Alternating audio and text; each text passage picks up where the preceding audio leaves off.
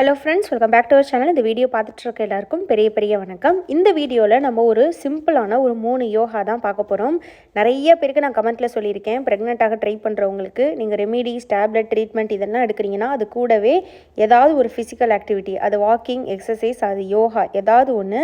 எல்லாத்த விடையும் பார்த்திங்கன்னா யோகா வந்து யூட்ரஸில் பிரச்சனை இருக்கவங்களுக்கு, இந்த கருமுட்டை வளர்ச்சி இருக்கவங்களுக்கு, இரகுலர் பீரியட்ஸ் இருக்கவங்களுக்கு, பேபி இம்ப்ளான்ட் ஆகிறதுக்கு, இந்த மாதிரி நிறைய விஷயங்களுக்கு யோகா ரொம்ப ஹெல்ப் பண்ணுது.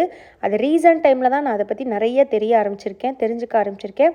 அதனால தான் அதை நிறைய பேருக்கு நான் கமெண்ட்டில் சொல்லிகிட்டே இருக்கேன், ஃபர்டிலிட்டி யோகா பண்ணுங்க அப்படின்னு. இந்த வீடியோவில் வந்து பார்த்திங்கன்னா நான் 3 யோகா ரொம்ப சிம்பிள், எல்லாருமே பண்ணலாம், ரொம்ப ஈஸியாக பண்ணலாம்.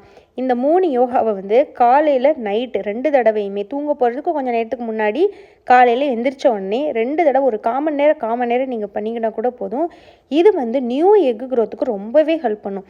ரொம்ப சிவியராக இருக்குது, பிசிஓ இருக்குது, எனக்கு எக்கு க்ரோத் ஆக மாட்டேது, நான் என்னென்னமோ பண்ணுறேன், டயட் எடுக்கிறேன், ரெமிடி எடுக்கிறேன், டேப்லெட் எடுக்கிறேன், எனக்கு எக்கு க்ரோத் ஆகலை அப்படின்றவங்க எடுக்கலாம். அதே மாதிரி லோ ஏஎம்ஹெச் லெவல் சொல்லுவாங்கள்ல, அந்த ஆன்டி முலோரின் ஹார்மோன்னு சொல்லுவாங்க, அது லோவாக இருந்துச்சுன்னா கருமுட்டை ரொம்ப கம்மியான கவுண்ட்டு தான் இருக்குன்னு அர்த்தம். அந்த மாதிரி கம்மியான ஏஎம்ஹெச் இருக்கவங்களும் இதை எடுக்கலாம். இது எடுக்கிறது மூலமாக நிறைய புது கருமுட்டை வளர்கிறதுக்கு நிறைய வாய்ப்பு இருக்குது. ஏன்னா ரத்த ஓட்டம் நல்லா இருந்து யூட்ரஸோட ஃபங்க்ஷனே இது இன்க்ரீஸ் பண்ணும். ஸோ இது கண்டிப்பாக இதை ஃபாலோ பண்ணுங்கள், எல்லாருமே ஃபாலோ பண்ணுங்கள். நம்பர் 1 என்ன அப்படின்னா, இது வந்து சைல்டு போஸ் அப்படின்னு சொல்லுவாங்க. இந்த யோகா பேர் இங்கே பாருங்கள்.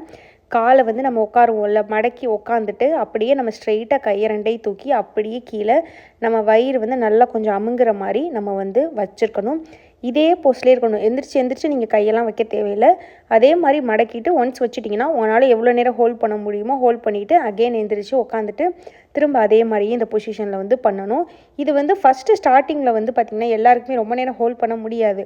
2 நிமிஷம் பண்ணாலே, ஒரு யோகா பண்ணாலே பெரிய விஷயம்னு தோணும். யோகா பார்க்க ஈஸியாக இருக்கும், ஆனால் பண்ணினீங்கன்னா பயங்கரமாக கஷ்டமாக இருக்கும். கொஞ்சம் மூச்சு வாங்கும், கொஞ்சம் ஸ்டார்டிங்கில் வந்து கஷ்டமாக இருக்கும். ஸோ ஸ்டார்ட் பண்ணும்போது ஒரு நாளைக்கு ஒரு நிமிஷம் 2 நிமிஷம் ஒரு யோகா பண்ணுங்கள், 3 நிமிஷம் ஆக்குங்க, 5 நிமிஷம் ஆக்குங்க.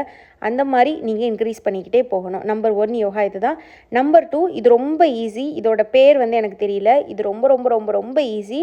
ஜஸ்ட்டு வந்து படுத்துகிட்டே பண்ணுறது. இது நான் ஆல்ரெடி இது போட்டிருக்கேன். இது ஒரு ஃபர்டிலிட்டி யோகாவும் கூட, எக்கு க்ரோத்துக்கும் ரொம்ப ஹெல்ப் பண்ணும்.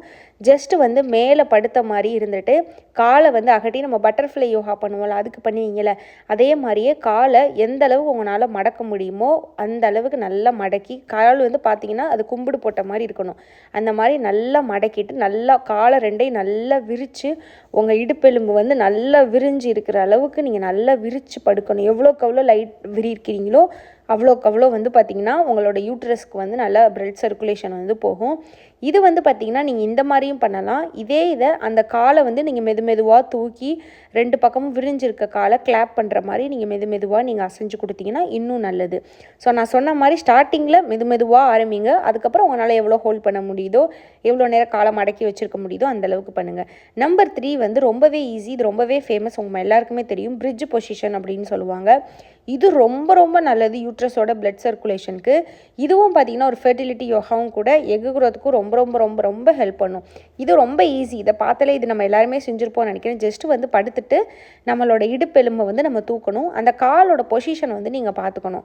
கரெக்டாக அந்த காலை வந்து நம்மளோட அந்த முட்டியை வந்து நம்ம செங்குத்தாக வச்சுக்கணும். நமக்கு வந்து நல்லா நீட்டை வச்சுட்டு நம்ம இடுப்பெலும்பு வந்து எவ்வளோக்கு எவ்வளோ உங்களால் தூக்க முடியுமோ நீங்கள் ரொம்ப அப்படியே ஹையாக தூக்கணும். அப்படியே இடுப்பெலும்பு வந்து வளைகிற அளவுக்கு தூக்கணும்னு கிடையாது, ஈவனாக நம்மளோட உடம்பு கழுத்துலேருந்து பிரெஸ்ட்டு, வயிறு, செஸ்ட்டு, வயிறு, நம்மளோட காலை தொடலாம் நேராக இருக்கிற மாதிரி, பிரிட்ஜு மாதிரி இருக்க மாதிரி நீங்கள் ரொம்ப அது கீழே தாவாகவும் இடுப்பெலும்பு இருக்கக்கூடாது, ரொம்ப ஏற்றியும் மேடாகவும் இருக்கக்கூடாது, ஈவனாக இருக்க மாதிரி இருக்கணும்.